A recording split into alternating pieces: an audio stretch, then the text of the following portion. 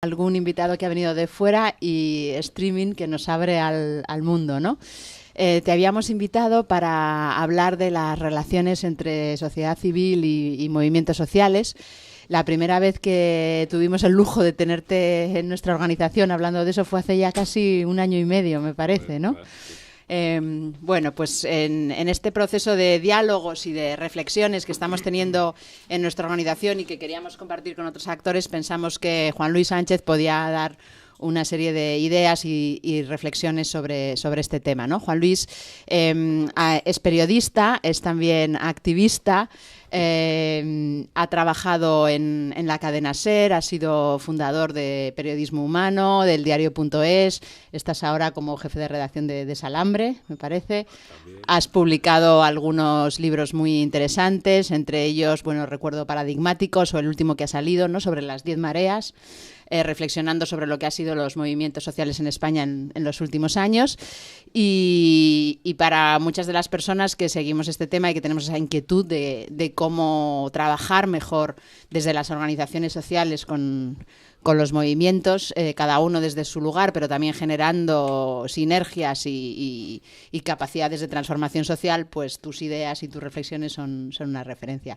O sea que adelante, Juan Luis. Bueno, gracias. Creo que con este me vale, ¿no? Bueno, gracias por invitarme a desayunar. Que me viene muy bien además, porque vivo a 5 minutos de aquí, o sea que cualquier otro día pues me vengo otra vez aquí y desayunamos otro día juntos. Bueno, hace 1 año y medio que estuve aquí, es verdad, y recuerdo además que fue como un debate largo, que estuvimos compartiendo un montón de contradicciones que todos teníamos ahí entre lo que decíamos y luego a los 5 minutos decíamos lo contrario, no sabíamos muy bien por qué, ¿no? Hace 1 año y medio yo creo que la situación era como de mucha más intensidad, mucha más crisis en el sentido no solo económico, sino también de identidad, ¿no? Crisis de qué se supone que somos las organizaciones sociales, qué se supone que es lo que la gente está pidiendo ahí fuera, por qué ha habido una desconexión entre lo que se supone que la gente quería y lo que nosotros se supone que estábamos pidiendo, por qué no ha habido una convivencia en las calles más intensa, o sí se ha producido pero no la estábamos contando bien, o a lo mejor es que precisamente tiene que producirse así para que fuera fructífero. Siempre había como esta eterna tensión o crisis o complicidad, pero a la vez un poco de frialdad entre todo lo que había pasado en 2011, 2012 en las calles, en las plazas y en más sitios en España y lo que había pasado en las ONG, ¿no? A día de hoy yo creo que ese ambiente se ha enfriado, pero también ha solidificado, ¿no? Precisamente por haberse enfriado, ha entrado en una fase nueva donde todo un poquito más tangible, donde esa euforia que parece conseguirlo todo pues ya no es tal, pero quizá sí que se han reactivado resortes que son mucho más concretos, mucho más prácticos, mucho más cuantificables, si queréis, medibles o decibles, no sé, señalables que antes. Durante este año y pico a mí me encargaron el marrón de escribir un libro sobre mareas, que en realidad tampoco es un libro sobre mareas, sino un libro sobre 10 que podrían ser más nuevos discursos sociales que bien por la forma o bien por el fondo, la tesis es un poco que están conformando una nueva sociedad civil en España, o que al menos están abriendo nuevos espacios para la sociedad civil en España. ¿Cómo nos vamos a colocar ante eso los periodistas? ¿Cómo se van a colocar los políticos? ¿Cómo se van a colocar las organizaciones sociales? ¿Cuál es la relación que se va a tejer entre todo eso y lo que ya existía antes? Y hay una parte, que en realidad es el último capítulo, que habla de partidos políticos, ¿no? Yo creo que ahora mismo estamos en un momento donde se ha pasado de un ambiente de... Y esto ya no son palabras mías, estoy parafraseando a Amado Fernández Sabater o a Marga Padilla o a gente que ya está utilizando este tipo de comparaciones. Se ha pasado de un ambiente de cooperación a un ambiente de competencia. En 2011, 2012, 2013, todo lo que sucedía alrededor de el clima de indignación, si queréis expresarlo en esas palabras, post-15M, mareas, la PA, diferentes grupos, diferentes nodos de influencia, en fin, todo ese crisol de cosas que nunca sabíamos muy bien cómo colocar, pero que estaba claro que estaban cooperando entre ellos para crear nuevos discursos, incluso una nueva hegemonía cultural que realmente pusiera un eje pues que pusiera el debate en términos de desigualdad, o que pusiera el debate encima de la mesa en términos de injusticia, no tanto en términos de trinchera política, no tanto en términos de izquierda-derecha, no en tanto en términos de debate parlamentario, sino un debate realmente de transversal, social.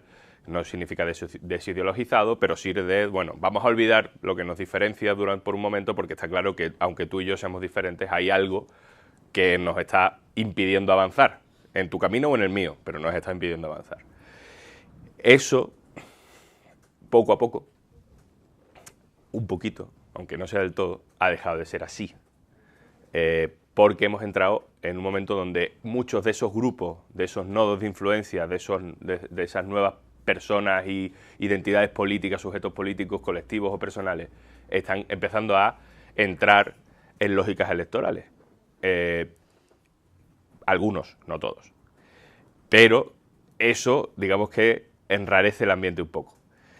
Yo no digo que no sea necesario ni que no forme parte de la madurez social y política de cada una de las personas de los colectivos que están. O sea, no me atrevo a juzgarlo como negativo, pero ha cambiado un poco el ambiente. Donde antes todo el mundo estaba deseando cooperar, ahora todo el mundo está teniendo un poquito más de cuidado porque pues hay elecciones de por medio, ahora y el año que viene. Hay partidos que han conseguido muy legítimamente dejarse atravesar un poco por esos nuevos movimientos, o incluso hay nuevos partidos políticos que dicen representar a esos nuevos ambientes. Entre ellos, claro, ninguno se atreve porque estaría castigado con pena de redes sociales, arrogarse somos el 15M, ¿no? Porque nadie sería lo suficientemente valiente como para hacerlo, pero sí intentan varios arrastrar esa legitimidad, arrimar ese ascua a su sardina, intentar absorber esa legitimidad de todo aquello que pasó y que al final, aunque solo sea desde el punto de vista de la nostalgia, está en la cabeza de mucha gente, ¿no? Así que hemos cambiado un poco de perspectiva. No sé si eso volverá a revertirse después de las europeas, creo que no. No sé si volverá a revertirse después de las generales de 2015, sean en otoño o sean antes. Quizá tampoco, pero sí es interesante ver cómo de resistente es el espíritu de sociedad civil. Es decir, y esto sí es una opinión muy personal, yo creo que es muy guay, muy bueno y muy necesario que haya una sociedad civil fuerte, unas organizaciones fuertes de sociedad civil que ejerzan de control al poder, bueno, lo que es una sociedad civil, que a vosotros no lo tengo que explicar, pero que durante tanto tiempo hemos visto cómo cuando alguien tenía una propuesta o una exigencia a los poderes públicos o privados, la respuesta por parte de muchísima gente en España era: ¿por qué no montas un partido político? Es decir, esa catetada ya no se dice tanto. Es decir, se ha reactivado socialmente todo tanto que ya nadie se atreve a decirte: pues si tienes tanto que quejarte, monta un partido y te presentas a las elecciones, ¿no? Esa cosa tan de cuñado en una boda que ya no cuela, ¿no? Antes te sentías pequeñito y decías, no, pero un partido no, porque hay otras formas de participar en la sociedad, y entonces, ¡ah!, y te hacían así con la mano y ¿no? Y era un poco el complejo este de sociedad civil de no me entienden, no entienden mi curro, no entienden lo que hago, no entienden desde qué punto de vista hago periodismo, porque también se puede hacer periodismo desde el punto de vista de sociedad civil, no me entienden. Y ahora ya sí lo entienden.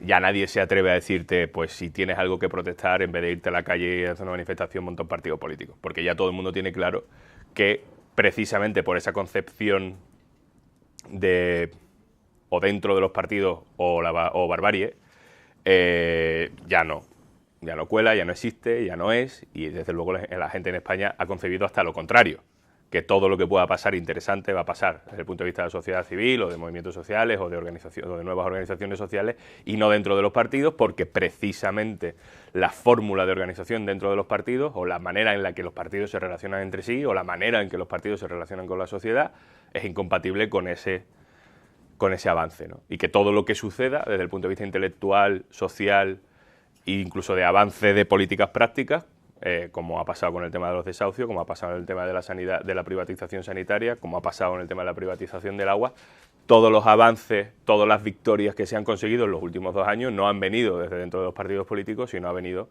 desde la sociedad civil.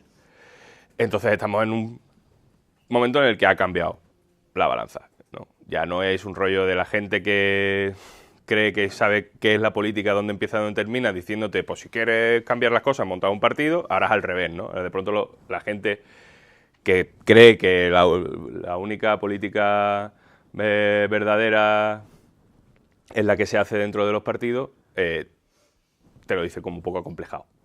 O sea, ya no, la situación ha cambiado por completo, ¿no? Que es el principio de que eso realmente regenere, se encuentren nuevas formas de funcionar y que lleguemos a un momento en el que haya un balance real entre lo que se hace dentro de los partidos, lo que se hace desde fuera de los partidos, lo que se hace desde dentro de los sindicatos, lo que se hace desde fuera del sindicato, lo que se hace dentro de las organizaciones, lo que se hace desde fuera de las organizaciones. Sin que nadie sienta, ni en un lado ni en otro, que se está cuestionando la necesidad de la existencia ni de los partidos políticos, ni de la sociedad civil, ni de las organizaciones sociales. Simplemente que ya no, la política no va a ser monopolio de los partidos políticos, como no lo es en otros países del mundo. Las organizaciones sociales que ya venían trabajando van a tener más espacio para estar más presentes, van a tener que encontrar nuevas maneras de ser más independientes y más pegados a la sociedad que dicen representar y menos imbricadas en el sistema de partidos en sí mismo. Y yo creo que sí que va a haber un balance entre lo que es sociedad civil, creando agendas, creando debates, creando presión, haciendo lobby ciudadano o haciendo lobby, porque también habrá ejemplos malos, haciendo lobby corporativo, en fin, habrá una tensión social, en el mejor sentido de la palabra, mucho más fuerte, mucho más tejida, mucho más interesante también. Y eso debería actuar como incentivo, como algo positivo sobre los partidos. Aquí va otra cosa como muy personal y una opinión como muy opinión sin más allá que las sensaciones, ¿no? Que tampoco lo puedo fundamentar 100%, pero yo creo que si con una sociedad civil más fuerte, los partidos progresistas y de izquierdas en España no hubieran hecho determinadas cosas, porque no se les habría dejado. Sin embargo, con una sociedad civil débil, la inercia del sistema lleva a los partidos de centro-izquierda, de izquierda, hacia donde lleva. Y sin nadie que tire del otro lado, está claro que del lado de los poderes financieros, del lado de la locomotora del progreso, de ese lado, está claro que se tira muy fuerte, que eso va a 120 por hora. Sin embargo, del lado de la sociedad civil no hemos conseguido ni los ganchos ni las cuerdas suficientes como para mantener esa tensión que impida a determinada gente tomar determinadas decisiones. Y de ahí también la fractura, ¿no?, entre la sociedad y sus representantes yo creo que ya asumida por todo el mundo, sin que eso signifique el apocalipsis. Hay una fractura entre representados y representantes, hay un vaciado democrático en el momento en el que la gente quiere que se haga una cosa de una manera súper mayoritaria y la gente que tiene que tomar las decisiones al respecto hace exactamente la contraria, incluso en contra de su propia voluntad, de su propia vocación política, de su propia identidad política, ¿no? Creo que eso es bastante evidente. A ver, nosotros en el diario.es llevamos 1 año y medio también. Pues no sé, supongo que vendría así en el lanzamiento del diario. Que lo fundamos hace 1 año y medio, empezamos 2 personas, luego fuimos el día del lanzamiento cuando empezamos a publicar, pues éramos 12 y ahora somos 20, 21 personas currando permanentemente, más un montón de colaboradores, de organizaciones que colaboran diariamente con nosotros, ediciones regionales que son proyectos editoriales independientes con los que compartimos recursos para beneficiarnos, ¿no? Para cooperar y poder llegar a ser sostenibles de una manera casi como federación de proyectos, más que como gran medio de comunicación que lo ocupa todo y lo quiere abarcar todo. Y lo hemos hecho sobre todo con una vocación de periodismo de sociedad civil para sociedad civil, teniendo en cuenta los partidos permanentemente, porque son parte del juego político, teniendo en cuenta sindicatos, teniendo en cuenta a todos los actores políticos, pero ese escepticismo sano de la sociedad civil de, bueno, yo puedo compartir valores con esta parte del espectro político, pero no significa que forme parte de ninguna trinchera que se base en dime quién es tu enemigo, yo ataco a ese enemigo por cuestiones por las que no te atacaría a ti, ¿no? Que es un poco la inercia periodística habitual, ¿no? De acercarme tanto a una parte de la batalla que al final no importa por qué estábamos luchando, sino lo que importa es la batalla en sí misma. Y luego hay un mantra que tenemos en la redacción, que es que el día que algo sea polémico, que no te pille hablando del tema por primera vez. En este caso nosotros, o por ejemplo, el ejemplo más claro es el tema de las vallas Ceuta, Melilla, la inmigración y las muertes en la frontera de España con Marruecos. Yo creo que un periodismo de sociedad civil y un periodismo con sensibilidad social, sea con perspectiva de cooperación o sea con perspectiva local, tiene que estar en los temas antes de que sean polémicos, porque si no también se produce esa cosa de, bueno, sí, tú hablas de esto ahora porque es la polémica del día, pero mañana te vas a olvidar. Y ahí yo creo que también la sociedad civil puede acompañar al periodismo muchísimo, porque, como sabemos, hay 2 grandes agentes del espectáculo inocuo, que son los portavoces de los partidos políticos diciendo cosas súper grandilocuentes cuando algo es polémico, los medios de comunicación llevando a grandes portadas y a grandes editoriales y a grandes fotos esos mismos temas durante esos mismos días y luego se acabó. Tanto es así que una posible deportación ilegal en la valla de Melilla es intolerable si sucede el 10 de febrero, 6 días después de la muerte en Ceuta, pero si pasa el 7 de abril, pues mira, pues ya lo vamos contando en algún sitio, ¿no? Ya veremos, ¿no? Y es increíblemente más evidente, increíblemente más pornográfica, porque dejan que se grabe absolutamente todo, y sin embargo no tiene ninguna comparación la importancia que se le da en el momento de la batalla política que en cualquier otro momento. Pues nosotros siempre tenemos la estrategia de trabajo de, bueno, que temas que creamos que realmente son un problema, trabajémoslos con antelación para que el día que sean primera noticia de portada, nosotros ya no sepamos el tema, ya hayamos acompañado ese tema y nadie puede decir que nos interesamos por el tema porque es batalla política, sino que aprovechamos la batalla política para contar todo lo que sabemos sobre el tema, para intentar mantener ese tema en agenda, ¿no? En el caso de la valla de Melilla hicimos un especial, un gráfico interactivo con cómo es la valla, de qué parte se compone, intentando hacer un poco de pedagogía de lo que realmente supone esa frontera, y fue 15, 20 días antes de que se produjeran la instalación de las concertinas. Cuando se instalaron las concertinas, las cuchillas en la valla de Melilla, nosotros ya teníamos el gráfico hecho, ya sabíamos cómo funcionaba todo, llevábamos meses trabajando allí, fundamentalmente con Jesús Blasco de Avellaneda, que es un periodista, reportero freelance que trabaja fundamentalmente ahora con nosotros, pero que ha trabajado con otro montón de medios en Melilla, que es un lugar además del que se pueden hablar muchísimas cosas porque es un auténtico agujero negro informativo, político, social, es una cosa tremenda. Esta cosa del demostrar quién eres con la práctica diaria y no tanto con las declaraciones, que es una práctica periodística que te permite pues dar algunos pasos con más legitimidad que si realmente te remite solo a la parte más polémica y más política de la historia, también está en el ADN de la práctica, de la nueva práctica política que ha arrastrado más legitimidad en los últimos años. Y el ejemplo vuelve a ser la paz. La plataforma afectada por la hipoteca es un triángulo perfecto entre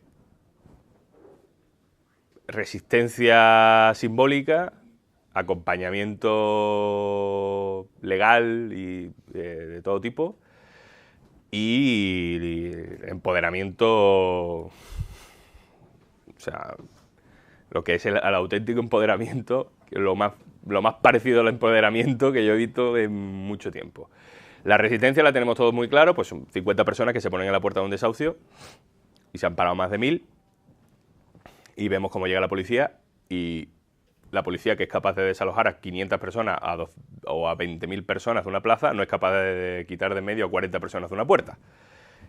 Ese poder es brutal y ese poder claramente no es un poder físico, sino que es toda una legitimidad que se arma alrededor de esa acción y, como también dice alguna gente, pues el desahucio está parado mucho antes de que esté parado. O sea, si a las 8 de la mañana llega la policía, pues el desahucio está parado desde las 5.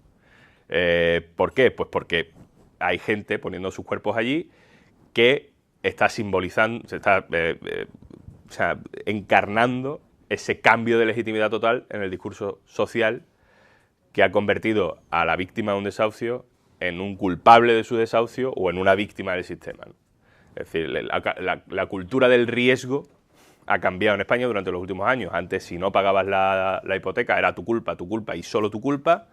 Ahora, si no pagas la hipoteca, espérate, vamos a ver de quién es la culpa realmente, cuál es la cultura del riesgo, ¿no? O sea, quién tiene la culpa de que tú te hayas arriesgado, y no es una cuestión de paternalismo, sino de que cuando tú tomas decisiones en base a unas reglas del juego mal explicadas a sabiendas, pues evidentemente el que cometes un error no eres tú, sino el que redacta las normas o el que te las explica, ¿no? Ese cambio, y yo recuerdo participar en debates de radio, de tele y de redes sociales sobre todo, donde era desgañitarte contra compañeros periodistas que decían, bueno, la verdad es que da mucha pena esto que está pasando a esta persona que está siendo desahuciada, pero claro, tiene una deuda, la tiene que pagar, porque si no se cae el sistema entero. Porque la confianza en el sistema bancario es lo fundamental, y si no somos capaces de pagar nuestras deudas, evidentemente nadie nos va a volver a dejar dinero de nuevo, ¿no? Y esa era como la línea de la que no se pasaba nunca hace 2 años, ¿no? La última vez que estuve aquí. Ahora eso ha cambiado. Ha cambiado y nadie se atreve, igual que nadie se atreve a decir que quiere hacer política de montar un partido, nadie se atreve a decir, pues es que, chacho, no haberte comprado la casa. Bueno, a lo mejor no es tan sencillo, ¿no? Todo eso, toda esa nueva, que al final es una forma de hegemonía del discurso, o sea, toda esa nueva hegemonía cultural sobre el tema desahucios, banca, mercados, todo ese universo conceptual de la crisis queda resumido en la legitimidad que hace que el cerrajero no quiera cambiar la puerta cuando se le pega la pata a la puerta para desahuciar a la persona, el bombero diga, mira, yo paso de ir, el policía antes de ir diga, por lo mismo no me apetece, porque a mi primo lo han desahuciado también, y el secretario judicial diga, no me metas en este marrón otra mañana más, porque es muy desagradable y además tengo la sensación de no estar haciendo lo correcto. Y eso es lo que para el desahucio. Las 40 personas que hay allí son las que posibilitan que esa obra termine de cerrarse, caiga el telón y efectivamente esa persona pueda seguir en su casa aunque sea unos días más. Luego están las otras dos patas, que son las más invisibles. La pata del acompañamiento, la pata del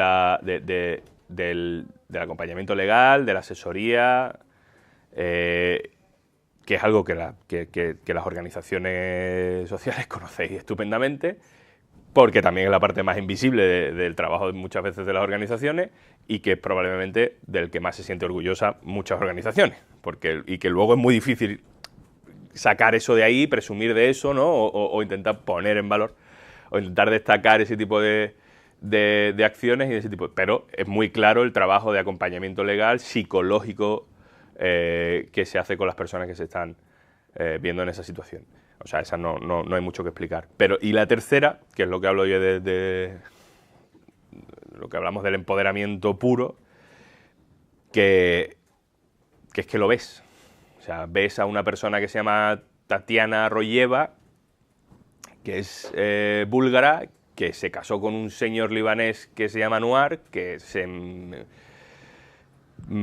compraron una panadería, que la panadería iba muy bien y que de pronto la panadería iba muy mal en el momento de la crisis y cada vez peor, y cada vez peor, y cada vez peor, y cierra la panadería, se ven con la deuda hipotecaria en su casa, la calle Naranjo número 15 de aquí, un poquito más arriba, aquí en Tetuán, y ese día, que fue el primer desahucio parado por el 15M, 13 de junio, una cosa así, ese día había muchísima gente en aquella puerta, todos los medios de comunicación y todos los activistas mirábamos a Anwar, él, no tanto a ella, y todos entrevistamos a Anwar y todos hablamos con Anwar, y no, Anwar era este pobre hombre que se veía superado por la situación, no sabía muy bien qué estaba pasando, sabía que aquella gente le podía salvar el desahucio y estaba allí efectivamente para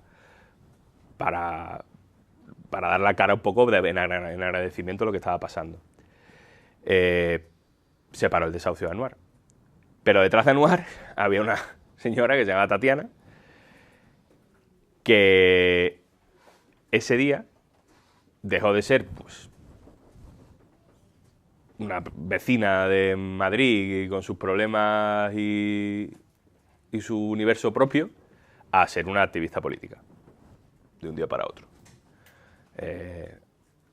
Y el siguiente desahucio al que vas, no te encuentras a Anwar, pero sí te encuentras a Tatiana, y al siguiente te encuentras a Tatiana y a la persona a la que Tatiana había evitado el desahucio la vez anterior, y al siguiente te encuentras a Tatiana, a la de en medio, a la de después, parando el desahucio de una cuarta, y a la siguiente te encuentras a las 4 anteriores defendiendo el desahucio de la quinta. Es decir, es una especie de tocar inmediatamente, convertirte en actor, actriz política, para solidarizarte con otra gente que es como tú. De hecho, la PA, una de las metodologías, la PA de Barcelona, que esto lo tiene muy, muy desarrollado, una de las metodologías que hace es, tú no llegas a la PA y hay un abogado de la PA diciendo, hola, ¿qué tal? ¿Qué necesitas?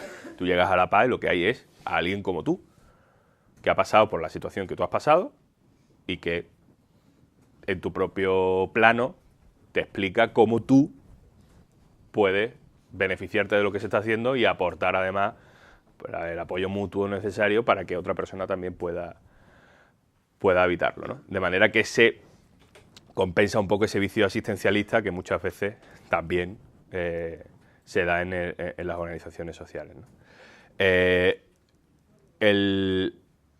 La cantidad de gente politizada, gracias a haber participado en su propio stop desahucio y haber participado en los siguientes, es enorme. Es gente que en la vida habría participado, bueno, muy probablemente nunca hubiera participado en organizaciones políticas en España. No significa que no hubieran participado en sus países, pero estando totalmente desarraigados y totalmente fuera de circuito, o sea, fuera, lo que es fuera, era bastante poco probable que en una manifestación del 25S, por ejemplo, pues la que estuviera allí en primera línea, detenida y no sé qué, fuera Tatiana, un año después. Muy poco probable, ¿no? Y allí estaba. Como ese caso hay otros muchos. El de Ada Quinatoa también es otro muy buen ejemplo. Es una mujer ecuatoriana que en su país formaba parte de movimientos indígenas que estaban intentando entrar en las instituciones para hacer los cambios de dentro y luego salirse. En fin, una ingeniería política bastante curiosa. Se saltó todo por los aires, se vino a España y dejó de ser Ada Quinatoa para ser una ecuatoriana en Madrid. A vivir como desarraigada, como inmigrante, como la otra, ¿no?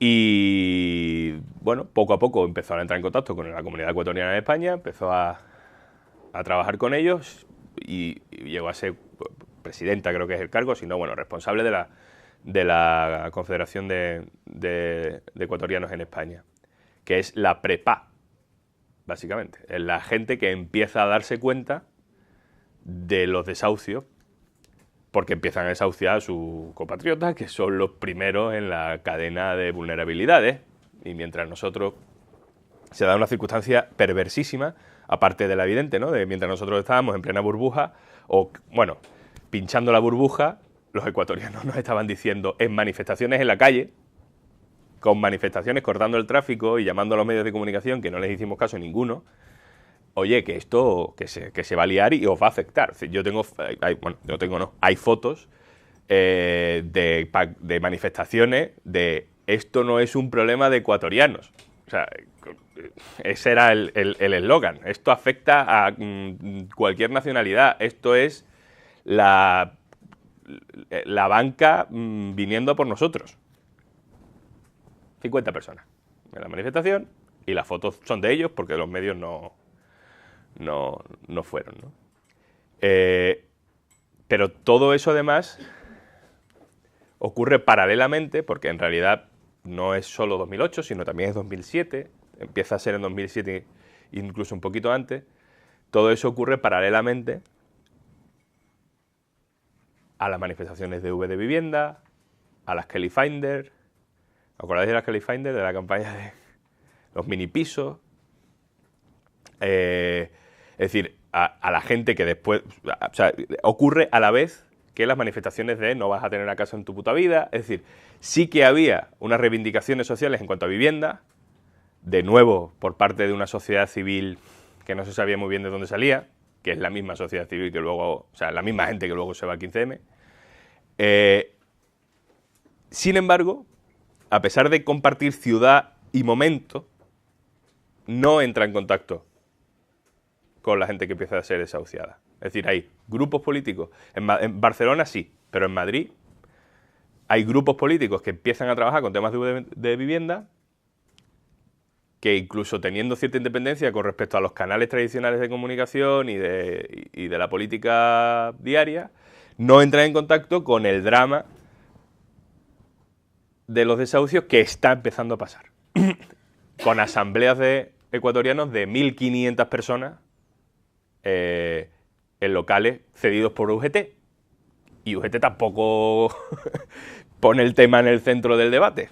Porque, claro, supongo como no son trabajadores, no sé. Entonces,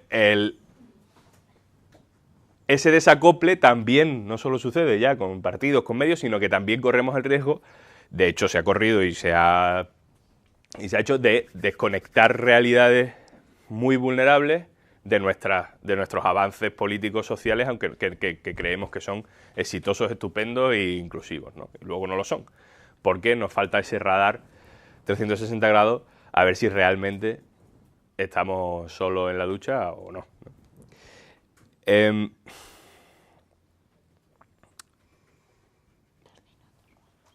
¿Mm? 2 minutos. Vale, termino. Hace unos días estuve en dos eventos con gente de Turquía, de Bulgaria, de Ucrania, de Bosnia, de Grecia, no sé, muchos sitios. Brasil. sitios donde están pasando cosas, sitios donde hay revueltas, lo de Ucrania, bueno, no es una revuelta, es otra cosa, ¿no? Pero bueno, en diferente grado, sitios donde están pasando cosas. Y entre todas esas personas, que eran unos encuentros para poner en común qué nos está pasando, también había españoles, te das cuenta de muchas cosas. La primera es que hay muchísimas diferencias entre lo que está pasando en Turquía, aunque no lo parezca. Yo estuve en Turquía contando la revuelta del Parque Gezi y te vuelves diciendo, bueno, ¿y ahora yo qué le cuento a mis amigos? ¿Que esto se parece o que no se parece nada? Pues todavía no lo sé. Te das cuenta de que hay muchas cosas que se parecen, muchas, a pesar de que hay otras que no se parecen nada. ¿Cuáles son las que no se parecen nada? Pues evidentemente todo lo que tiene que ver con los contextos históricos, los contextos políticos, que no tiene nada que ver, que el eje de debate o el eje ideológico en Turquía no tiene nada que ver con el eje ideológico en España, que el eje ideológico en Ucrania no tiene nada que ver con los ejes de debate en España, por mucho que intentemos hacer empatías absurdas, ¿no? De yo como estoy en contra de, pues ahí en Ucrania voy a pensar esto. Bueno, pues aparte de que podamos hacer eso para nuestra charleta diaria, eso no funciona así, ¿no? Aparte de que todo eso sea muy diferente, hay elementos comunes. Y los elementos comunes son de método, son de formas de hacer. Son de uso de las nuevas tecnologías, de las redes sociales, de Internet como lugar fundamental para todo. Y ya no es una cuestión de ser ciberutópico o escéptico con esto, es que va a pasar. Otra cosa es que sea una utopía o una distopía, pero está pasando y va a pasar. El Big Data, toda la información que hay sobre nuestra actividad diaria, la trazabilidad de todo lo que hacemos, ¿no? O sea, Google tiene un departamento que se llama Google Ideas. Básicamente es el think tank de Google que se dedica a sacar conclusiones políticas de lo que sucede, y es una agencia de inteligencia de Google, para que nos entendamos, y sacan conclusiones de lo que nos conocen muy bien. Nos conocen muy bien. ¿Por qué? Porque es perfectamente trazable lo que hacemos desde que nos levantamos hasta que nos acostamos. Y ya no es una cuestión solo de que yo, mi privacidad, mi vida, lo que como, eso es importante. Pero no pensemos en nuestra privacidad, sino en el control de masas. Gracias a toda la información que somos capaces de producir, puedes saber a qué hora se levanta un país, a qué hora se acuesta un país, a qué hora come un país, a qué hora ve la tele un país, a qué hora, de qué depende la productividad económica a lo largo de un día, si la gente se conecta, si no se conecta, si la gente hace deporte, si no hace deporte, si la gente prefiere... Es que se puede saber todo de lo que hacemos. No tanto individualmente, sino paquetes de datos, ¿no? Normalmente la gente dice, bueno, esto es de Twitter, los de Twitter, ¿cómo ganan dinero? ¿No? Tú entras en Twitter y te pones a tuitear y dices tú, bueno, ¿y Twitter cómo...? La empresa Twitter, ¿de qué vive?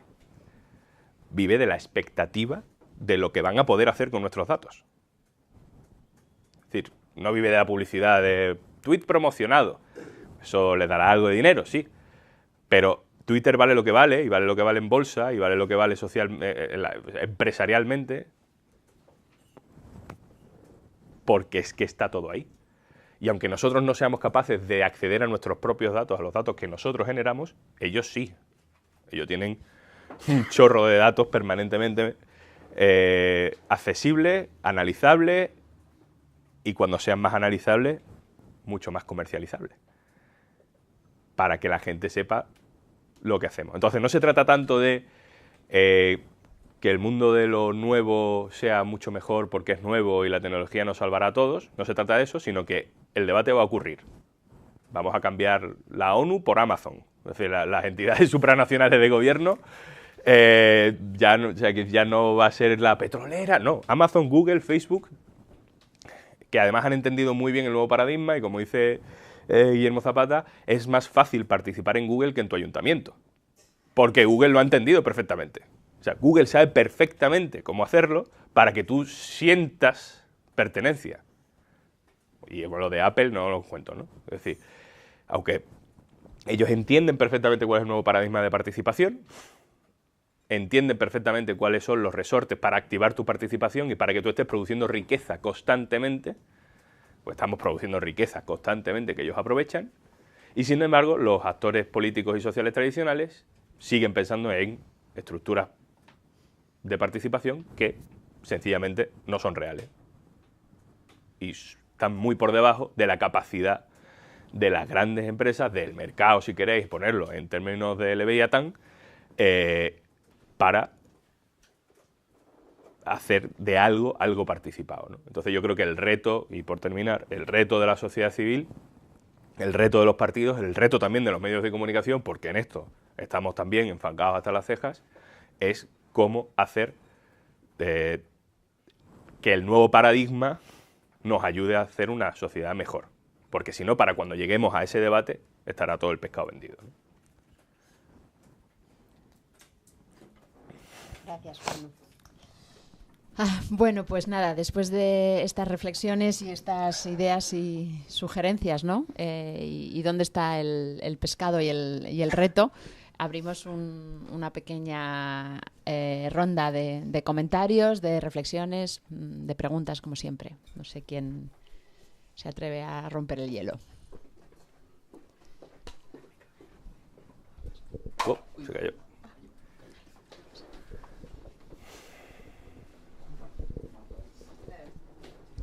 Cogemos 3 o 4 preguntas. Fenomenal. Vale. Bueno, gracias. Y a ver si nos queda claro eso, como organización de la sociedad civil, pues que los cauces de participación y las formas también tienen que cambiarse, ¿no? Nada, mi pregunta era sobre el acceso a lo que se llama en periodismo la agenda setting, ¿no? La capacidad de fijar agenda política en los medios de comunicación. No sé qué impresión tienes, pero sí, lo discutíamos ayer con algunos periodistas, que en los últimos años sí se han abierto cauces de discurso diferente, ¿no? Hablabas antes de discurso cultural, otros discursos en los medios de comunicación, a lo mejor no en los tradicionales, pero sí no la aparición de medios alternativos o de espacios un poco diferentes a los habituales en los medios más tradicionales, para meter temas o para hacer agenda política, que lo hacemos muy mal las organizaciones, que no estamos organizadas, ¿no? Pero sí que intuíamos, teníamos un debate sobre si hay espacios para fijar agenda política o no. ¿Crees que las organizaciones lo estamos aprovechando, lo estamos haciendo mal? ¿Cómo lo podemos hacer mejor, ¿no? Buscar esos huecos, esas pequeñas, ¿no? Pues lugares que tenemos.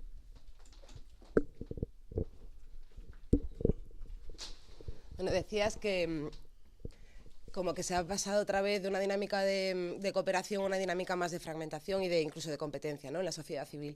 ¿Y tú ves alguna esperanza, no sé, de que la sociedad civil y las organizaciones, porque yo creo que las organizaciones más tradicionales, las ONGs, que también somos sociedad civil, vaya, también estamos volviendo a estas dinámicas, a pesar del discurso, de los avances, en los últimos tiempos estamos empezando otra vez a competir por recursos. ¿Tú ves alguna esperanza en la sociedad española, tal y como está ahora, de que se supere estas dinámicas de enfrentamiento, de fragmentación, y ves a alguien realmente con capacidad o con voluntad de hacer una visión un poco más global, y ves espacio para organizaciones? Porque, por ejemplo, Alianza por la Solidaridad tiene esa vocación global, de hacer alianzas con otros actores que, vale, somos una ONG, somos diferentes de, por ejemplo, los movimientos sociales, pero tenemos un punto de partida común, un enemigo común, como tú decías, una piedra en el camino que es la misma, pero no solo a nivel en España, sino con una vocación más. ¿Tú ves alguna esperanza para este tipo de trabajo, para una organización como nosotros en España, o para, o sea, algún futuro, alguien que esté trabajando así, que tenga alguna expectativa de que sirva para algo, de que vaya a funcionar? Dinos que sí, por favor. Me lo imagino. No hay ninguna esperanza. Hala, venga, vámonos. Bueno, yo es más una inquietud que una pregunta, ¿no? Ayer, por ejemplo, estaba viendo 24 horas, que es una pena que no existan programas informativos o de tertulia un poquito más alternativa que eso, ¿no? Y estaban hablando de una plataforma que se llama sociedad civil catalana o algo así, que es la alternativa a la asamblea a la soberanista por esto, ¿no? Y enseguida la pregunta de los tertulianos es, bueno, ¿por qué habéis surgido tan tarde? Dos, ¿qué grado de penetración de partidos políticos tenéis dentro de esa plataforma, ¿no? Y bueno, y en el fondo saludaban esa plataforma porque parece que habían puesto de acuerdo conjuntamente pues al PP, al PSC, a no sé cuánto y tal. Bueno, el pobre chaval que esto pues se defendía diciendo que en el fondo, bueno, pues era querer decir que había una sociedad ahí distinta, ¿no? Pero bueno, eso lo que me llamaba la atención era porque tú has estado hablando un poco del poder de Amazon versus Naciones Unidas y cada vez veo más que el poder se organiza siempre, es decir, la última manifestación que hubo en Madrid de miles y miles de personas estaba bastante organizada desde el poder para que eso luego fuera demonizado totalmente y perdiera un poco ese sentido de gran manifestación. Que ayer volví a leer un 15M desinflado o algo así, quiere volver a revivir el 15M. Pero con más dificultades, tal. Una boliviana que acaba de venir por aquí nos preguntaba el otro día, oye, ¿qué pasa con el movimiento 15M? ¿Dónde está? Y yo le medio explicaba, mira, se ha sectorializado porque la organización, el sentir de la ciudadanía, le ha sido más fácil estructurarse sectorialmente, pues en mareas y todo eso, pero bueno, entonces a mí lo que me preocupa de todo esto es la organización. O sea, porque bueno, también ayer leía Medio Ambiente en Cataluña, como siempre, están haciendo casi un gobierno alternativo al COP, ese de medio ambiente que ha fracasado sistemáticamente en las Naciones Unidas, ¿no? En todas las conferencias internacionales, y ya casi se llaman gobierno de la sostenibilidad, ¿no? Entonces, a mí lo que me preocupa es eso, que si estamos aprendiendo y estamos creando nuevas formas de organización que sirvan no de alternativa, porque yo creo que no tiene que haber alternativa. O sea, Naciones Unidas tendría que ser mejor, porque Naciones Unidas tendría que ser de los ciudadanos, o Europa tendría que ser de los ciudadanos. Tiene que haber estructuras de gobierno, pero la sociedad se tiene que organizar para que eso se tenga en cuenta. Bueno, eso son reflexiones, pero a mí lo que me parece es que el know-how de la organización, de el gobierno de las organizaciones, de eso que tú llamabas, bueno, como todavía se está compartiendo poco y se está dando poco a la luz, ¿no? Cómo surgen, cómo se organizan, cómo se estructuran, cómo se mantienen en el tiempo, todo eso, ¿no? Digo yo, el periodismo alternativo ¿no podría también ir dando claves de esas formas de organización nuevas que se estructuran, que no se pierden en el tiempo, que van generando nuevos liderazgos, pero que no se pierden en yo me manifesté, sino que van articulando un movimiento social, esto, ¿no? Porque, bueno, parece que el otro poder, el de Amazon, lo que hace es diversificar en exceso esas alternativas, ¿no? Pero bueno, son reflexiones y preocupaciones, ¿no? Siento que no hay una pregunta tan directa. ¿Algún comentario más por ahí? Si no, yo te hago también alguna reflexión, inquietud. Si quieres voy tirando. Sí, o no, te hago yo así.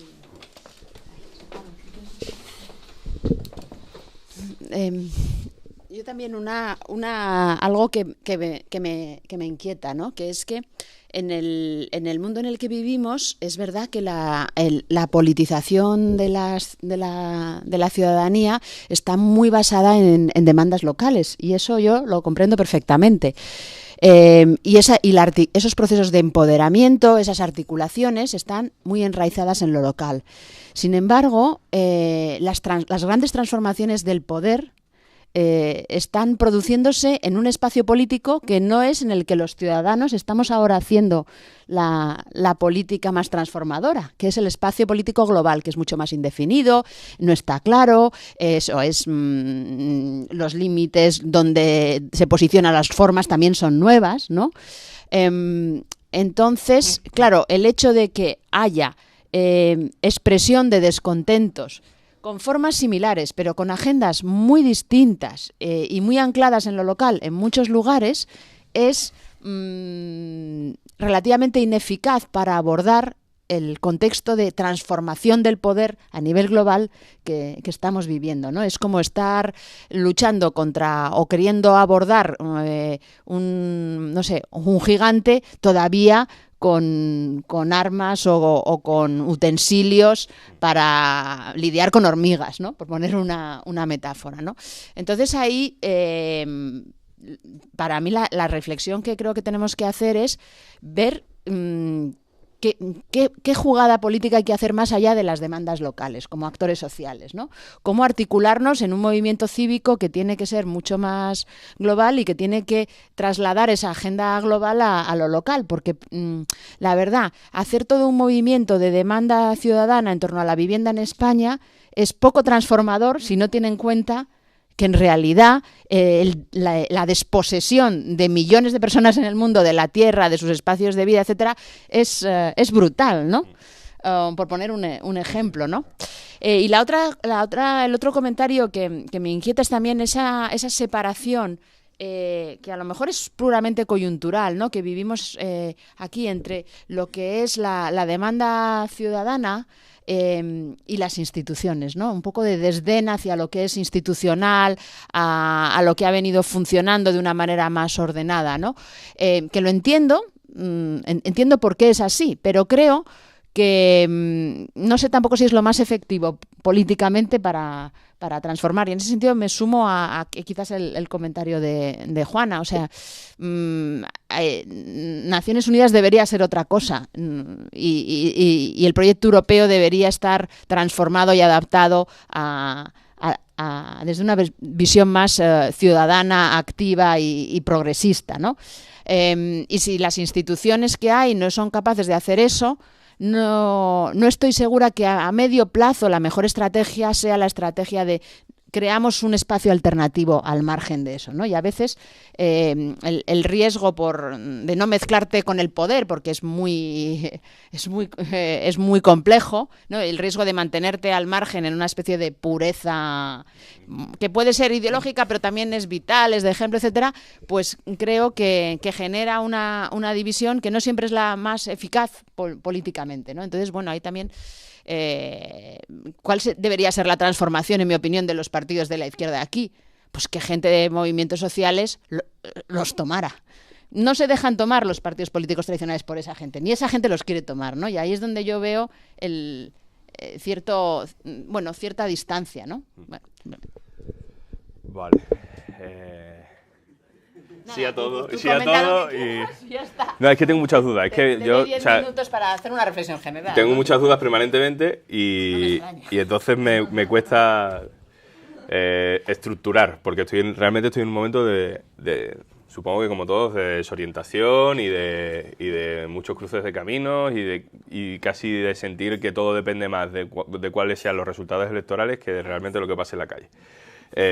Realmente, o sea, que creo que sé que los ciclos políticos, el ambiente, el clima, todo lo que vaya a pasar depende de lo que vaya a pasar en las europeas y luego de si se van a adelantar o no se van a adelantar las elecciones, ¿no? Y yo que personalmente, bueno, yo soy subdirector de un medio de comunicación que habla sobre política y estoy todo el día trabajando con esa materia prima, pero hasta ahora siempre he sentido que había como dos planos totalmente paralelos, ¿no? De lo que estaba pasando en el ambiente social y lo que estaba pasando institucionalmente, y que por mucho que la gente dijera, no, claro, es que el PP ha ganado las elecciones, yo siempre me he empeñado en decir que es que aunque el PP gane las elecciones por mayoría absoluta, eso no significa que la cultura social se corresponda con eso. Entre otras cosas, entre otras, porque la mayoría absoluta en España se consigue con un 30% del censo electoral.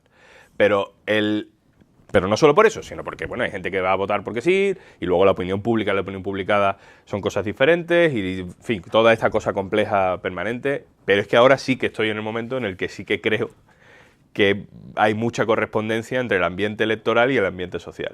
Entonces estoy muy, muy desubicado y me cuesta ayudaros, la verdad, pero lo intento. Lo primero es que se me salta un resorte, que siempre lo hago, es un poco mal educado, pero yo no hago periodismo alternativo. Y además odio terriblemente cuando se habla de periodismo alternativo, porque ¿alternativo a qué? ¿A otra cosa que es el periodismo real? No. Esa palabra, periodismo, es mía como el de otros.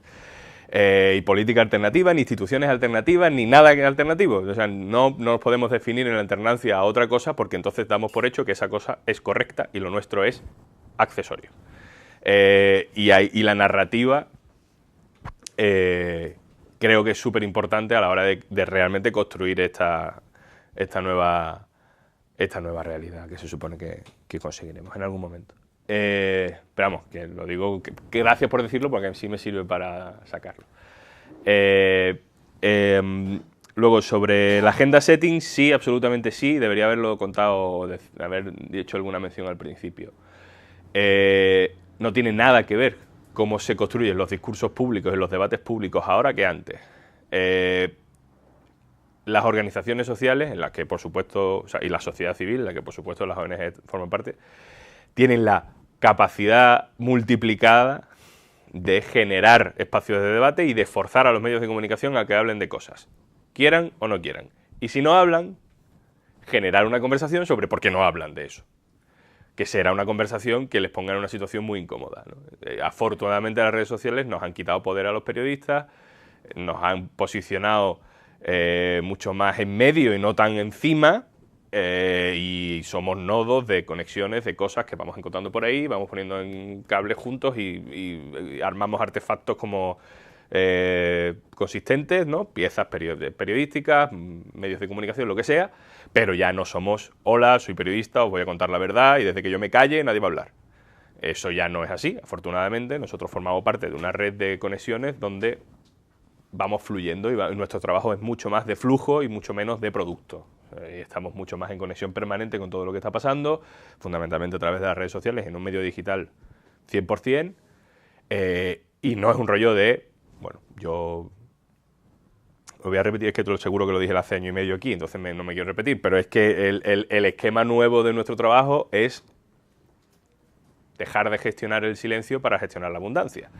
Hasta ahora yo era el único con capacidad de decir las cosas públicamente, entonces vosotros me contabais cosas, y entonces yo iba ahí fuera y le decía a la gente, a ver, yo sé algo que vosotros no sabéis, pagadme, toma, ahora os lo cuento, y lo cuento. Ahora ya no es así, ahora estamos todos en la calle, todo el mundo está hablando, vosotros podéis hablar entre vosotros, incluso mientras yo estoy hablando, vosotros seguís hablando con entre vosotros, mientras yo estoy hablando, vosotros estáis hablando de cómo yo estoy explicando lo que vosotros habéis hablado antes, cuando termino de hablar, vosotros venís y me decís, eso es mentira, yo tengo que volver a demostrar que es verdad, tengo que sacar a aquella persona allí de la esquina que parece que no ha dicho nada, pero en realidad me lo contó a mí para demostraros que aunque vosotros creáis que es una cosa, pues sucede que es la contraria y vosotros vais a rebatírmelo y entonces traigo a otra persona. Es muy cansado, pero es muy bonito y sobre todo es mucho más saludable desde el punto de vista social. Dejamos de gestionar el silencio de los periodistas para gestionar la abundancia, para poner en orden conversaciones que ya están sucediendo, que siguen sucediendo sin nosotros, que pueden generar sus propios espacios de conversación sin necesidad que los periodistas los creemos y que nuestro trabajo es un poco ponerlos en conexión, generar cortocircuitos donde veamos que hay algo que no está funcionando, es decir, si yo veo que a Arantxa, a todo el mundo le está haciendo un poco de caso con algo, yo sé que si algo es mentira, mi deber es intervenir esa comunicación. Es decir, cuidado, porque os está metiendo una trola que te caga. Eso antes no era necesario, porque ella o sus colegas le podían decir tal, bueno, puedes montar un par de actos públicos y que haya 50 personas y tal, bien, y cuentas, pero bueno, no merece la pena que un medio se meta ahí en medio a desactivar eso. Ahora sí, ahora también nuestro trabajo es desactivar cosas que están pasando en redes, porque hay una onda expansiva que permite a determinados discursos llegar muchísimo más lejos. Entonces ya no es tanto una labor que sea solo de escuchar allí donde hay silencio y llevar todo eso a lo público, sino estar escuchando permanentemente allí donde hay ruido para extraer las cosas que son interesantes y para desactivar las cosas que creamos que son nocivas para esa propia comunidad, ¿no? Hay gente que dice es que Twitter nos aleja de la calle, ¿no? Aparte del debate de la brecha digital, que si queréis lo tenemos, pero me da toda la pereza del mundo, ¿no? Pues la brecha digital es algo a remediar, no una excusa para no hacer. Como Internet empodera a la gente. Entonces, si alguien no tiene Internet, hay que ponerle Internet. No es un debate de cómo no voy a llegar a todo el mundo a través de Internet, pues mejor hago un pasquín y lo reparto por la calle. No tiene sentido. Como si todo el mundo no tiene acceso a Internet, démosle Internet a todo el mundo, aparte de que probablemente, potencialmente, hay mucha más gente viéndonos por streaming de los que cabemos aquí, con lo cual la brecha analógica muchas veces es bastante más problemática que la brecha digital, porque ¿cuántas personas pueden estar aquí hoy a esta hora? En Madrid, a esta hora, pues los que estamos, ¿no? Sin embargo, si hubiera otro espacio de participación o de conversación asíncrono, sin una ubicación determinada y ni una hora determinada, pues seríamos potencialmente muchísimos más. Entonces, cuando la gente dice Twitter aleja el debate de la calle, si lo mira desde ese punto de vista, efectivamente Twitter no es la realidad, está clarísimo. Clarísimamente, eso está claro, no hay debate posible. Pero lo que sí han conseguido las redes sociales es arrastrar el discurso de dentro de las moquetas y de los pasillos y de los despachos a un espacio más abierto. Entonces es verdad que muchas veces los periodistas hacemos demasiado periodismo para Twitter, es verdad. Pero es verdad que supone una mejora sobre cuando se hace periodismo solo para determinados despachos, solo para que te lean las fuentes, solo para que te lea tu compañero de otro medio, ¿no? O sea, que es un vicio muy periodístico. Entonces, bueno, ahora tenemos otro, que es otro vicio periodístico, que es hablar algunas veces solo para Twitter. Bueno, ya hemos mejorado, ya son más personas. Ahora la siguiente será, pues, hablar para todo el mundo, ¿no? El ejemplo perfecto de lo de la agenda setting que tú dices vuelve a estar en torno al 15M porque, más que porque sea el ejemplo perfecto, porque todo el mundo lo conoce. O sea, el 15M todo el mundo le hizo el vacío hasta las elecciones porque daba mucho miedo. Una vez pasadas las elecciones ya la gente intentó acercarse un poquito más honestamente a lo que allí estaba pasando para darle mucha caña, pero luego había una serie de medios que descubrieron que el 15M daba audiencia. ¡Tarán! Entonces, como daba audiencia, se lanzaron a contarlo apasionadamente. Porque no es verdad que los medios de comunicación maltrataran al 15M. Al principio sí, sin duda, pero luego hubo una época de enamoramiento que a lo mejor no lo entendían, pero estaban enamorados. Había medios de comunicación tuiteando asambleas a las 3 de la mañana, en directo. No lo entendían porque no tenía ningún sentido estar tuiteando una asamblea a las 3 de la mañana, pero allí estaban. ¿Por qué? Pues porque daba audiencia, era rentable para que nos entendamos. Entonces incluso había medios de comunicación muy conservadores, mucho, que se pasaban el día hablando del 15M porque les daba clics, ¿no? Entonces también eso es porque mientras estás generando trending topics, mientras estás generando hypes de todo tipo, ¿no? Como cosas interesantes que nacen de estos nodos activistas, no nacen de los medios, estás planteando conversaciones y los medios dicen, pues venga, vamos a cazar ahí donde las conversaciones están planteadas. Incluso en términos cuantitativos, y no tanto éticos o morales, el activismo online funciona. Porque genera una agenda setting mucho más efectiva que de la que generarías con 10 notas de prensa. Y es mucho más probable que un medio acabe entrando en determinadas conversaciones porque vea que su comunidad en la red está hablando de un tema que si le llega una nota de prensa. Además, porque una comunidad de individuos conectados es mucho más creativa y de pronto un tema te parece poco interesante hasta que de pronto que ves un tuit proponiendo un enfoque y dices, ostras, pues mira, si lo pillamos por ahí, de pronto es como muy chulo eso. O muy interesante, muy importante, o lo que sea. Y entras al tema que la ONG no ha sabido contarte por una puerta de atrás que alguien en Twitter ha puesto. y al final acabas hablando del tema. Y no estamos hablando de banalización, ¿vale? O sea que es importante que cuando hablamos de maneras diferentes de afrontar determinadas historias, que no son las propuestas institucionalmente, no estamos hablando de banalizar, ni de espectacularizar, ni de tal. Un decálogo no es banalizar nada. Una transmisión a través de redes sociales de algo que esté sucediendo en la valla de Melilla o en Guatemala no es banalizar nada, es adaptar simplemente, o sea, es decir, una foto y un tuit no es información superficial, no es espectacularizante, no, porque entonces estamos llamando espectacularizante y banal a todos los fotoperiodistas del mundo, que básicamente lo que tienen es una foto y un pie de foto. Y eso se ha considerado periodismo toda la vida, periodismo profundo, periodismo de calidad. Bueno, pues si una persona hace una muy buena foto con un tuit que explique muy bien esa foto, ¿es más periodístico que eso? No hay. Entonces, ¿cómo podemos también, desde las organizaciones sociales, también los periodistas, adaptarnos a esos nuevos códigos? A contar las cosas en flujo y no en producto, a contar las cosas de manera abierta para que lo que no se te ocurra a ti se le ocurra a otra gente y entre todos convencer a mucha más de que participe en el debate, ¿no? ¿Cuál es el rol de las ONG? No... Lo que preguntaba María, es que realmente es la pregunta del sector. Entonces, como además personalmente tengo relación con el sector porque amigos y más allá de amigos trabajan en el sector, pues es que tengo la misma pregunta que vosotros, las mismas inquietudes y tengo las mismas pocas respuestas.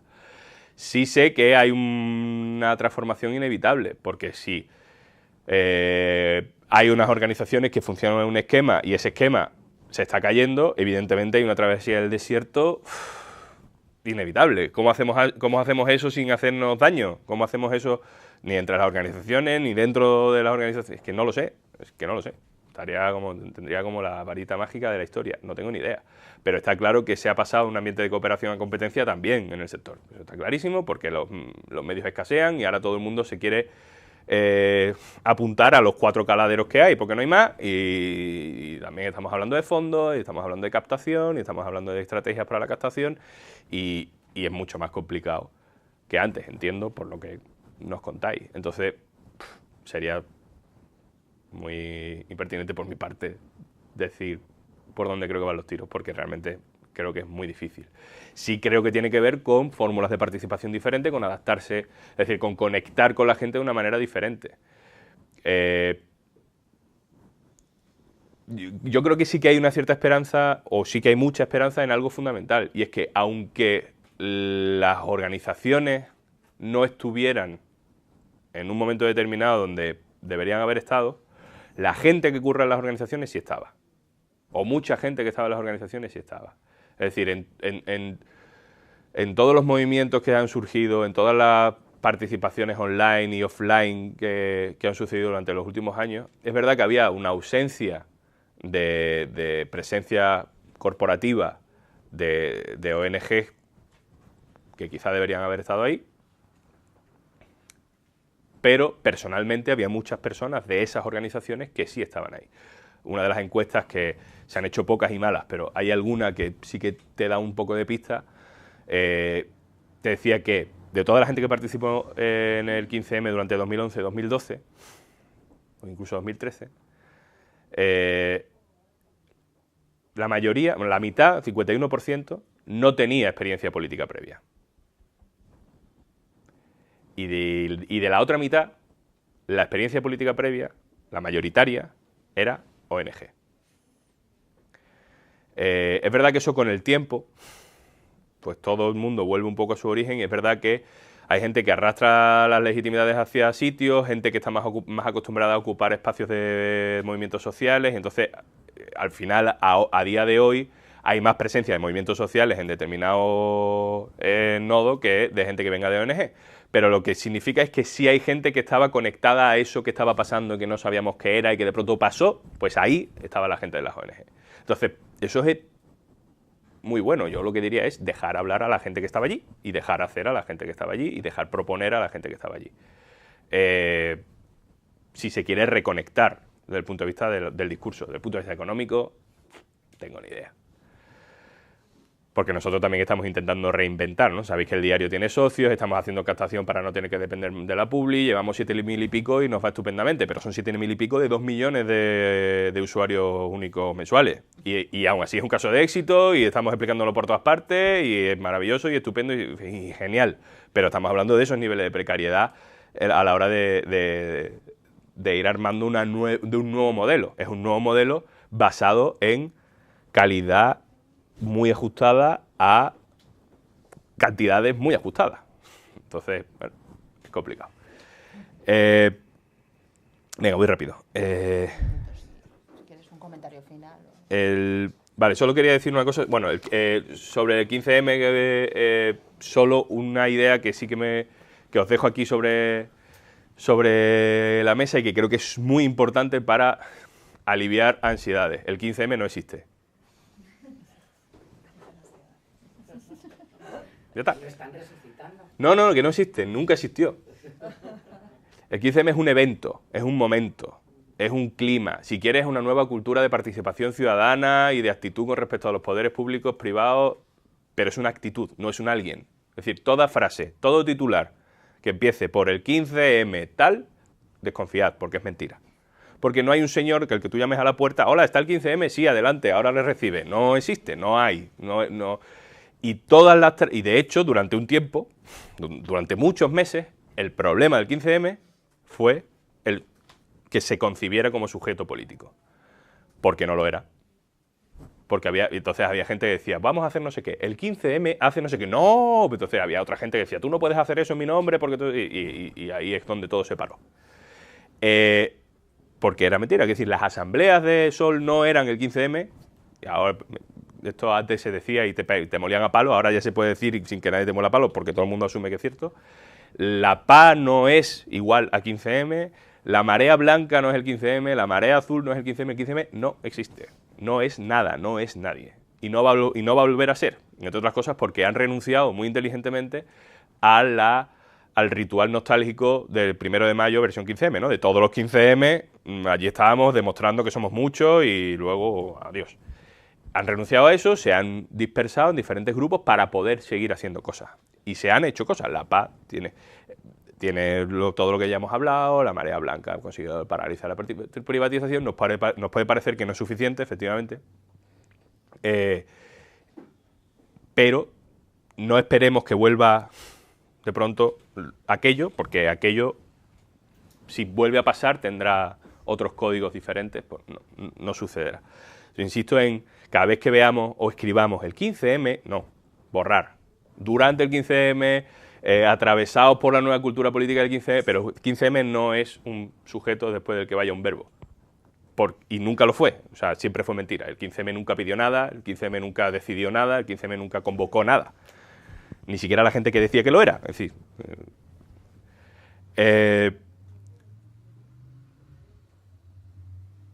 y esto casa también mucho, y ya por terminar, con lo global y lo institucional, con que efectivamente hay un bloqueo institucional. O sea, yo estoy muy de acuerdo con que no se trata de ser anti-europeo, sino de que la gente que participa de las instituciones europeas no milite en las instituciones, sino en ideologías, ¿no? Es decir, que muchas veces cuando entras en debate con gente que está en las instituciones europeas, es muy difícil identificar quién es de cada partido, porque en realidad se pasan el 80% del tiempo justificando la existencia de las instituciones europeas. Y es como, pero que no me lo expliques. O sea, que vale, muy bien, que sí, que se deciden muchas cosas ahí que afectan mi vida diaria, eso ya lo sé, pero eso no es lo que define una democracia, porque en una dictadura también se deciden un montón de cosas que afectan a mi vida diaria. Se trata de que se vea que hay proyectos diferentes, que hay una idea de Europa y otra, en fin, todo esto, ¿no? Y con Naciones Unidas igual, pues llega un momento en que la propia existencia de Naciones Unidas y la defensa de la existencia de Naciones Unidas puede parecer que es como el alivio permanente para nuestras ansiedades. Bueno, vamos a hacer como que Naciones Unidas no existe, para poder construir algo que sea Naciones Unidas. Es decir, porque es que si no vamos a estar permanentemente esperando que Naciones Unidas sea, y no es, y no lo va a ser, así. Entonces, me parece muy necesaria la existencia de las instituciones europeas, de Naciones Unidas, total, pero mientras es algo real, vayamos problematizándola, o vayamos imaginando no cosas alternativas, no cosas fuera de, sino instituciones nuevas, para que las que hay tengan a la fuerza de cambiar. Porque si esperamos a que suceda, aunque sea pidiéndoselo, yo creo que no sucederá. Y claro, lo que pasa es que el drama es mucho más local. El drama es que ni siquiera los partidos políticos que podían entender lo que está pasando, lo entienden. Es que no lo entienden. O lo entienden, pero están aguantando para que pase la tormenta porque les va bien en las encuestas. Entonces, realmente, el drama a nivel local ha sido ese. Que en un momento de muchísima de eclosión social, donde se desata un maremoto en todas direcciones, el maremoto revienta los movimientos sociales tradicionales, que de pronto se ven súper retados por esto nuevo, ¿no? De los niñatos estos del 15M me van a enseñar a mí cómo se hacen movimientos sociales. Pues mira, te ha tocado, sí, te ha tocado. Entonces hay una regeneración de los movimientos sociales. En otra dirección, las ONG se dejan atravesar por el rollo y aunque no estén o no puedan, por lo que sea, participar, digamos, corporativamente de los debates, pero sí están atravesadas de los nuevos discursos, sí saben que tienen que cambiar el eje, sí saben que tienen que dar nuevas voces a nueva gente, sí saben que hay que enlazar lo local con lo global para que la correa de transmisión sea más rápida, más fácil, que ya no somos parte del norte, sino que somos parte del sur, no sé, ese tipo de cosas están, pero los partidos políticos, telón de acero y ya, o sea, que no está pasando nada ahí dentro, nada. En el PSOE por unas razones, en Izquierda Unida porque les vale con subir las encuestas y en otros sitios porque no se ha sabido aprovechar demasiado bien eso. Y luego está ¿y qué pasa? Que al final lo que acaba pasando es que hay nuevos partidos políticos que tienen sus potencialidades y sus virtudes y su tal. Yo conozco a casi todo el mundo que está ahí metido y tengo muy buena relación con ellos y están haciendo cosas muy valientes, pero no es representativo de todo lo que pasó en aquel momento. Es decir, aquella ola debería haberse metido en otros partidos. Aunque haya nuevas opciones, que las haya, de gente que no se sentía representada por lo que hay ni siquiera potencialmente, pero sí había gente en esa plaza que se habría sentido representada por cosas que ya existen. Simplemente que funcionarán de manera diferente. Y no hay un cambio. No hay un cambio. Gracias, Juanlu. Para cerrar, hay aquí una inquietud muy fuerte por parte de Arantxa, que quiere hacer un breve comentario y ya te doy la palabra y nos vamos, por favor, no más de 1 minuto cada uno. Gracias. Simplemente, o sea, un poco mi inquietud es cómo, o sea, estamos hablando de conectar lo local y lo global, cómo instalamos ese discurso en las redacciones de los medios, porque yo creo que los temas siguen estando muy parcelizados. Seguimos hablando de ciertos temas, pero no incluimos la vertiente económica, política. O sea, cuando hablamos de temas sociales, no incluimos esta vertiente económica, política, ambiental. O sea, yo, afortunadamente, vosotros, es cierto que es una forma de contar diferente, pero ¿cómo conseguimos que ese discurso transformador, que es el que buscamos desde las organizaciones y en el que estamos contando como las causas de muchos de los problemas de aquí son globales, cómo conseguimos que en las redacciones se entienda que cuando estamos contando pues cualquier tema que tenga que ver con la economía tenemos que vincularlo con algo a nivel internacional, en fin, cómo convencemos a las redacciones de que esto es necesario, porque si no, no va a haber cambio. Gracias, Aran. Pues si quieres hacer una respuesta a esta inquietud en una frase y cerramos. Te diría, tirando la papelera un montón de cosas que sabemos sobre el periodismo y empezando de nuevo, pero un montón de cosas, muchas. También la manera en la que están organizadas las redacciones. También como parte demandante, ¿no? Como organizaciones sociales que leemos medios, también saber leer que cada pieza en sí misma no se termina donde termina la pieza, sino que está en relación a otras y que hay un discurso detrás de, ¿no? Como un discurso de fondo que también tiene sentido por sí mismo, aunque no seamos capaces de leerlo todo junto, pero sí que hay una propuesta de fondo que yo creo que además la gente entiende. Nosotros, por ejemplo, está el diario.es, y hay una cosa que se llama Desalambre, que es una publicación dentro del diario.es sobre derechos humanos que no es sobre los derechos humanos allí, sino que pone en el mismo plano a la violación de derechos humanos aquí que la violación de derechos humanos allí. Eso hace que evidentemente sea algo más incómodo políticamente, porque aquí es una cuestión de incomodidades y de chiringuitos, ¿vale? ¿A quién molesta esto? Bueno, pues entonces pertenece a esa sección. Bueno, pues aquí estamos intentando hacer unos pocos de militancia en que eso no pase, ¿no? Somos un medio nuevo, pequeño, estamos construyendo nuestra mini estructura y entonces podemos permitirnos resistir determinadas inercias, que no es sencillo. Resistir determinadas inercias, pues que cuando se habla de inmigración en la Valla de Melilla, la persona que hace eso es la misma persona que hace los reportajes de inmigración en Marruecos. O la persona que supervisa eso sea la misma persona que edita los reportajes que venga de Guatemala. ¿Para qué? Para que haya una coherencia. Porque si no, se convertirá en trinchera política. Es decir, si eso lo hace, se hace como si fuera simplemente una noticia de política o si fuera simplemente una noticia de sociedad, al final se engancha en unos códigos, en unos universos muy de sección, ¿no? Es difícil. En cada momento hay que tomar la decisión de quién hace, qué hace, hacia dónde se hace, con qué elementos se hace. Es complicado, pero cuando se hace, funciona. Es decir, ¿por qué a nosotros, entre comillas, nos ha funcionado la cobertura que hicimos sobre las muertes de Ceuta? Pues porque no hicimos una lectura, no hicimos un periodismo de la pena, sino un periodismo de la culpa. Es decir, no era como, ay, pobrecito que se ha muerto y ahora vamos a Marruecos y hablamos con ellos y más pobrecitos todavía y hay que ver lo mal que viven. Bueno, gracias por hablar con nosotros. Somos el periodista número 150 que viene aquí este año a hablar de esto.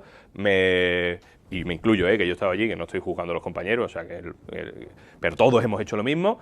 Nos volvemos y aquí no problematiza a nadie la frontera, los fondos de la frontera, las cuestiones políticas de la frontera, las cuestiones económicas de la frontera. Entonces se trata de hacer cosas transversales. Para nosotros, Desalambre en ese sentido no es una sección, sino un lobby dentro de la redacción. O sea, es verdad una cabecera, pero luego internamente, como yo que soy su director, también estoy pendiente de tal, lo que intento hacer es llevar todo lo que supone conceptualmente Desalambre al resto de secciones. Y viceversa. Hay una conexión maravillosa entre la gente de economía y Desalambre. Y hay una muy buena relación entre la gente de sociedad y Desalambre. Tanto que se pegan por hacer los temas. Es decir, inmigración, o sea, sanidad para personas que no tienen documentación. El decreto de la sanidad censitaria. ¿Quién lo hace? ¿Sociedad? ¿Porque lo decide el Ministerio y por tanto es políticas sociales? ¿O lo hace la sección de Derechos Humanos, Reporterismo Internacional? Pues, bueno, mientras estén hablando permanentemente, es más sencillo. El problema es cuando son las grandes estructuras, el problema es cuando cada sección tiene un interés totalmente diferente. Es decir, uno de los grandes, y con esto termino, uno de los grandes problemas del periodismo sobre inmigración en España, dramático problema, es que se ha hecho desde la misma mesa que se hacía el periodismo sobre ETA, que es la gente que tiene fuentes en el interior. Porque la política de inmigración depende de interior, la única información disponible es la de la policía, porque o sea, nunca encontrarás una nota de prensa del Ministerio de Exteriores, nunca encontrarás una nota de prensa de la Agencia de Cooperación, OLA, nunca encontrarás una nota de prensa sobre nadie que no sea delegación del gobierno sobre la actuación policial necesaria en la frontera, que normalmente no ha sido necesaria porque se han encargado los marroquíes, aunque sea mentira, ¿no? Claro, eso llega al buzón de entrada de un periodista para el que Interior y la policía son sagrados, porque durante un montón de años eran los defensores de la democracia contra el terrorismo. Y te lo tienes que creer, porque ¿cómo va a mentir la policía?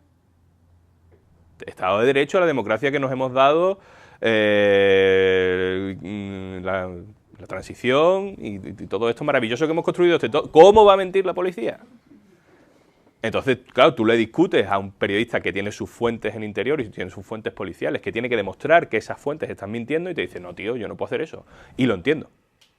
Porque yo aquí me voy ahora a hacer un reportaje con vosotros y tal, no sé qué, y ahora viene un compañero y me dice, no, los de Alianza por Solidaridad están mintiendo en esto y en esto y en esto. Entonces yo me pongo nervioso, hostia, espérate, porque yo tengo una buena relación con ellos, a ver si me vais a joder la fuente. En fin, es que es un periodismo complicado. Porque no es solo contar todo lo que sabes, sino lo que puedes contar para poder seguir contando. Entonces, cuando a un periodista de Interior le dices, demuestra, periodista que tiene fuentes policiales, demuestra que dispararon pelotas de goma en la valla, que se murieron los tíos cuando estaban nadando y no en la tierra, y que además, no sé, cualquier barbaridad que pasara esos días. Pues el tío te dice, bueno, yo llamo, pero... Entonces, en el momento en el que tú sacas ese tema de que sea una cuestión meramente política, del ministro dice y el otro responde y tal, y la fuente policial se defiende y los informes de la Guardia Civil dicen esto, y lo llevas a otro punto, que es el reporterismo, complementado por las fuentes policiales, es decir, que yo no estoy denostando ni muchísimo menos a los compañeros que hacen interior, al revés, son brutales, pero cuando lo sacas de ese eje y lo metes en otro, el resultado que sale automáticamente es totalmente diferente. Pues ahí andamos. Muy bien. Bueno, Juanlu, pues nada, muchas gracias por el tiempo que nos has dedicado hoy y nada, seguiremos reflexionando y hablando. Dentro de año y medio a ver si tenemos algo. Exactamente, a ver si ha cambiado todo. Muchas gracias. Gracias.